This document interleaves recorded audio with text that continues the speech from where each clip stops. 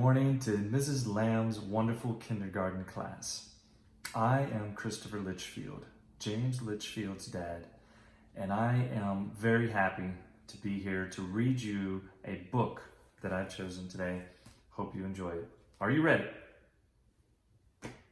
But first, I would like to start by saying happy birthday to James Litchfield.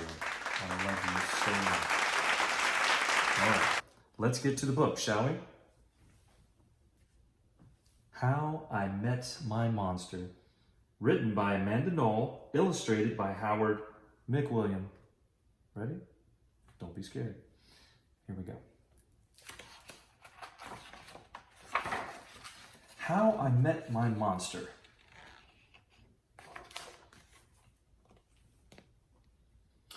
One night, when I reached under the bed for my truck, I found this note instead. From the office of Mr. Z.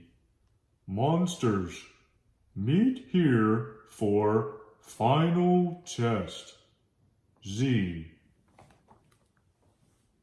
Ha! My parents were obviously trying to trick me into staying in bed.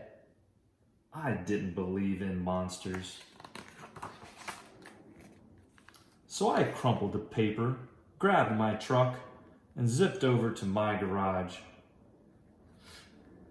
I heard some creaking and rumbling, but I wasn't scared. Our house always made noises at night. But then a voice under the bed scolded. Stop that stomach rumbling. The child will hear you. Voices? Stomach rumbling? If this was part of my parents' trick, it was pretty cool. I peered into the inky blackness. 5 pairs of eyes blinked back. See, now he knows we're here, the voice sighed.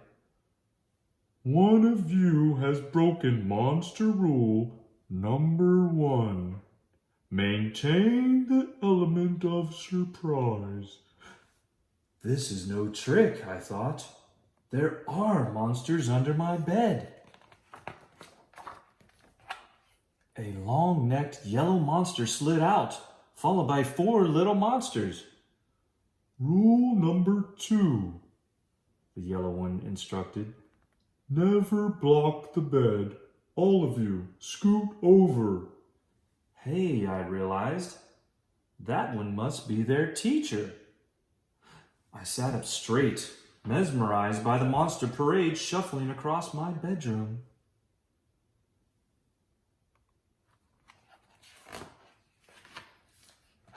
That's better, the teacher monster said.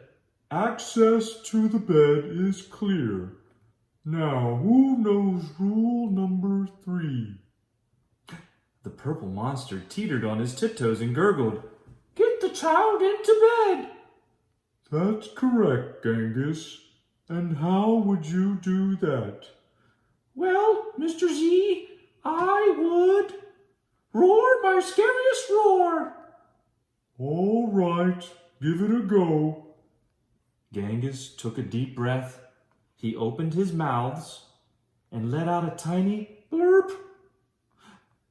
Stomach rumbling would have a better chance of getting me into bed than that funny little noise, I laughed.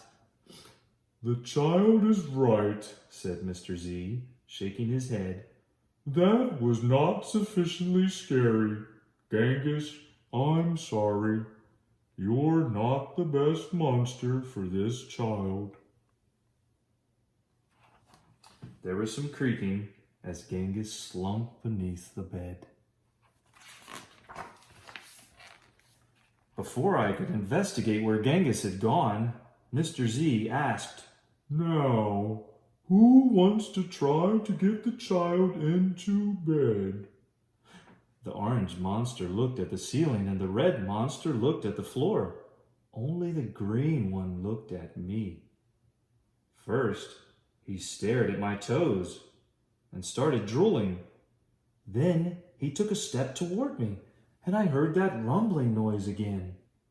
I sprang into bed so he couldn't get my feet. Mr. Z blinked. Very unconventional, Gabe.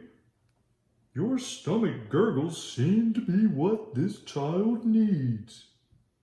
What I needed was to make sure this little Gabe monster didn't eat my toes.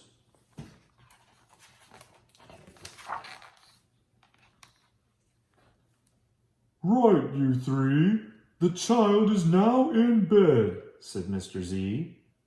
As every monster knows, the ultimate objective is rule number 4. Who can tell me what that is? The orange monster bounced and squeaked. Keep the child in bed until it falls asleep. Correct, Morgan. And how would you accomplish that? Shadow puppets, she squeaked again. Gabe whistled through his nose, and I snickered. But Mr. Z said, Interesting idea. Try it.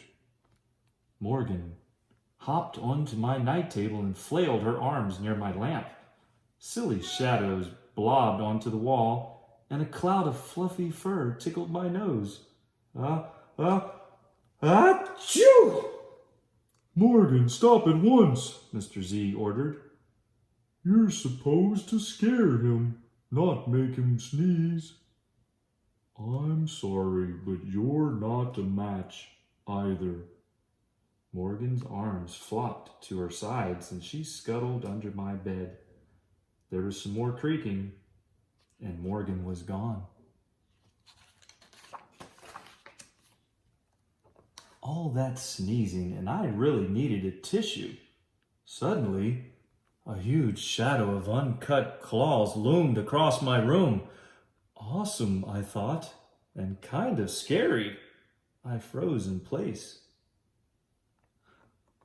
Powerful performance, Gabe, said Mr. Z. But do either of you see a problem?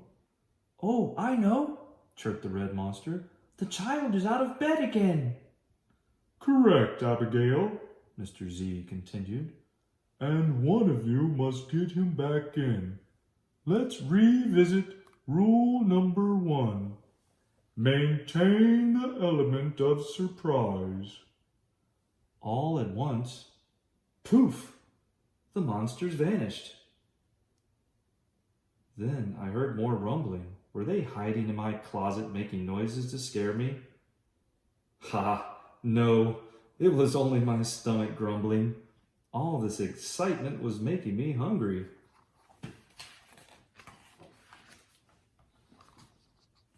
I tiptoed past the closet and peeked out the door. So far, so good. No monsters. Then I stepped over the squeaky stair and sneaked down to the kitchen. As I reached into the pantry, I heard some chattering behind me. I sure hoped it wasn't that toe-loving Gabe.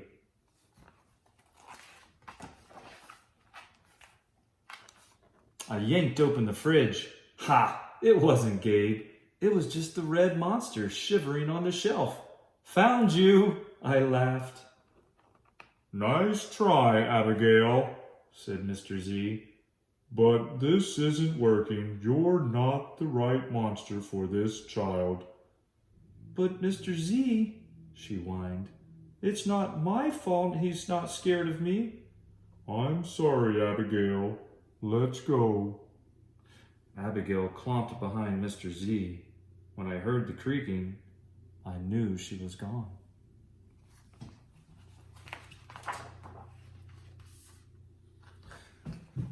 I grabbed some crackers and headed upstairs, wondering if Gabe was gone too. I munched all the way down the hall, then went into the bathroom to brush my teeth again. When I opened the door a minute later,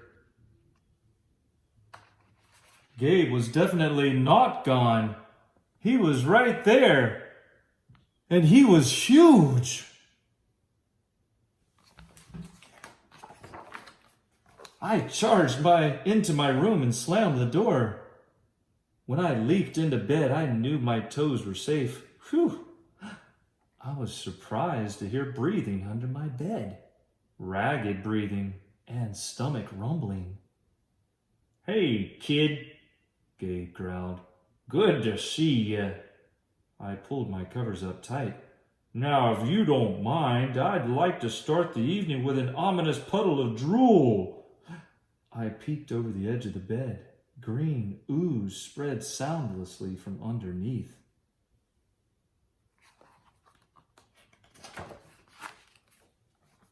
Then the bed quivered as Gabe unfurled his spiked tail.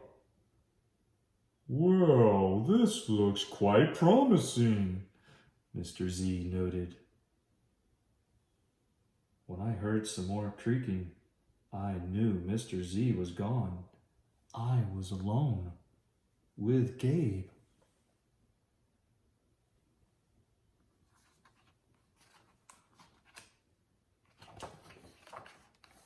Gabe loomed over my bed and began sharpening his uncut claws on my bedpost. "How'd you get so big?" I gasped. "Rule number 5, my friend," he explained. "People food makes monsters grow, so thanks for the crackers. Got any toes I can munch?" I scrunched my feet so Gabe couldn't get them. This was way better than playing with trucks.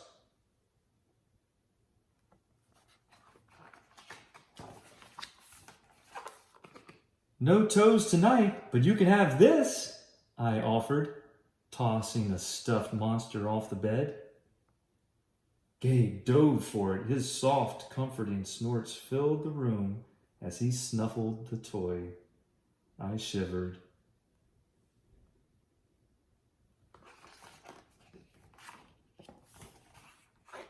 "Kid, I think this is the beginning of a beautiful friendship."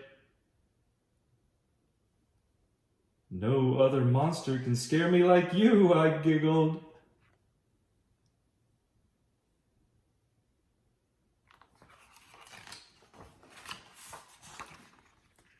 Gabe was the monster for me. His snorts and ooze were perfect. I yawned, then shivered again. I was asleep in no time.